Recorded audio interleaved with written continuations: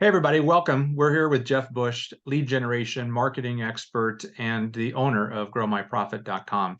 And Jeff, today I want to talk to you a little bit about lead generation and marketing. There's a difference, but they're oftentimes misunderstood for a lot of companies. And many times people put their money in the wrong places. And you've got some ideas and strategies on how to help people to drive leads, new qualified leads into their business, as well as market their business. So share with us a little bit about your background in lead generation and marketing.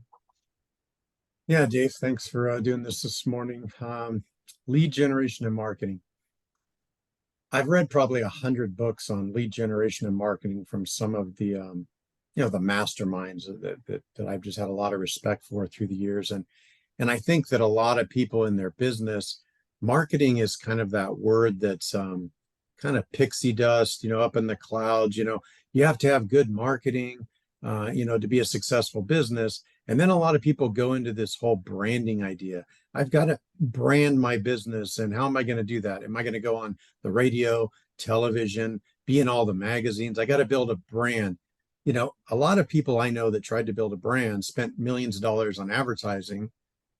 It wasn't enough. And they didn't have enough runway, like 10 years to build a brand. So they went bankrupt.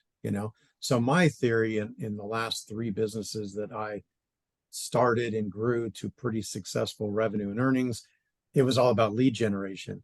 I'm going to do marketing, but it's going to generate a lead that I'm going to hand to a salesperson and they're going to sell it and we're going to make revenue.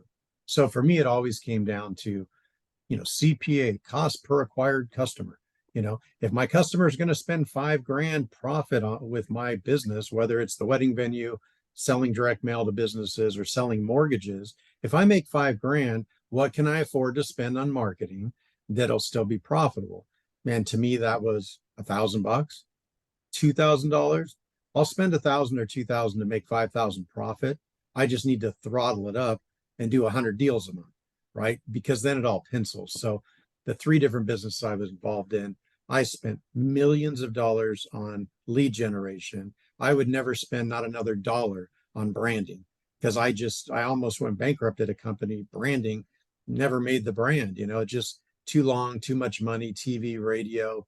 So anyways, big difference. And I just have a lot of success in lead generation, not so much branding, but it's all marketing, right? It's all under that big flagship marketing funnel. But anyways, that's what I would Yeah. share with a business. As you think about the ideas of how you would go about approaching another business owner, if they wanted to scale their business 10x, if they wanted to grow revenue, grow sales, increase profitability, what is the 1, 2, 3? What's the next things that you would do with that business owner to help them to improve their profitability? Well, we just got off the phone with somebody who had a $800,000 business and they made 200,000 last year. And we're like, wow, that's a pretty successful little business, but you've been doing 800,000 for 4 years in a row. Why aren't you doing 8 million?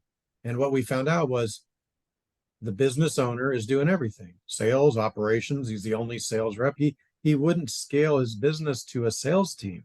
So if your business is all about you and your efforts, how is that duplicating your business? How are you going to scale to from a million to 10, 20, $40 million if it's all about you? And that just surprises me that people are like stuck at 800,000 a year in revenue 4 years in a row, don't know what's wrong. What's wrong is it's all about you. So you have to hire salespeople. You have to duplicate yourself. But if you're going to hire salespeople, it helps to have good lead generation so you can hand them warm leads. I heard the best definition I've ever heard after 30 years of being in marketing. And I was waiting for it, like, wait for it, wait for it. What is it? Marketing makes it easier to sell. I was like, holy crap, that's like the best definition I've ever heard. And it's so simple. All marketing is, marketing makes it easier to sell. Now, what that tells me is sales is a lot more important than marketing. If marketing's job is to make it easier to sell, sales is more important than marketing, right? Because sales is driving revenue. Your marketing really doesn't drive revenue. It drives leads. It drives a brand. Someone still has to sell. I read something the other day that Tesla, everyone's heard of Tesla. Do you know what Elon Musk's marketing budget is for Tesla per car? It is zero money spent on marketing. Ford spends $700 a car to market their car. Television, sponsor the Super Bowl, radio, newspaper. I mean, look at how many Ford and Toyota ads you see. Imagine Elon Musk with zero marketing budget. His product is so stinking good that he doesn't need marketing. Most of our product is not that good. It didn't revolutionize the world. It doesn't plug into your garage at night and charge. I mean, Tesla is an amazing car and zero marketing budget, but most of his products are not that good. So if marketing makes it easier to sell, what marketing am I going to do to make it easier to hire salespeople, grow sales, and build my business from $1 million in revenue per year to 40 million? Because I'm not doing that by myself, and I'm probably not doing it without some lead gen, some sort of, fuel on the fire. So, yeah. So many of the people that are watching this video right now, they want to 10x their business. They want to scale. They want to increase profitability. But there's that big chasm that they have to cross, which is moving from being self-employed, being in a position where they have maybe a high income, and they have to transition from being in a position where they have high incomes and low risks to taking some risks. What was the thing that pushed you to the point where you said, I'm willing to accept the sacrifice, I'm willing to take the risks to move from being in this self-employed quadrant to the idea of building a business that's 10x, that has freedom and lifestyle and has a big payday when I decide to sell it, which you did, and you had an 8-figure exit. So what was that thing that shifted you? honestly, when I had a W-2 job that I made $300,000 a year at, and I was taking home, 195 after taxes, right? I knew that there's no way that I'm going to have big success and own multi-million dollar houses that are paid for and $500,000 cars. I knew I could not do that in a W-2 or a self-employed business owner. Like I never met anyone who did a business all by themselves and was a multimillionaire with the lifestyle that I wanted. So it was pretty obvious to me I had to build a real business that had equity, that had people, that had the power of duplication. So it was pretty obvious to me.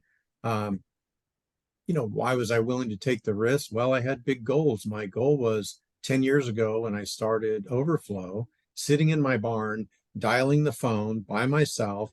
I did $1 million in sales the first year. I made 150 grand, which was a good income and a good lifestyle, I guess. But when I said, I got to get this business to 10 million in sales, making $2 million a year so I could sell it for 10 million, I knew I had to build a team. Now it's a matter of how fast can I build the team? How strong can I build the team? How am I going to hire salespeople? How am I going to attract them? How am I going to keep them? I got to do lead gen, give them some leads to make it a little easier so it's not all about cold calling. So it was just very obvious to me that everyone that was at the place where I wanted to go had a business with people and duplication and a lot of sales and a lot of profit, and they weren't doing it every day. They would leave and go to France for a month and they came back and their business was bigger. That was not going to happen when Jeff was in his barn making 100 calls a day. It just, it just is very obvious to me. Yeah. Well, if you have an interest in growing your profitability, if you want to scale your business, if you want to learn how to generate qualified leads and a sales team that grows a business because the business model works rather than you working all the time, take a visit to growmyprofit.com, fill out the complimentary business assessment, and schedule a complimentary consultation where we can talk a little bit more about your business plan and some of the barriers that are preventing you from scaling your business and growing your profits. Thanks, Jeff. Thanks, Dave.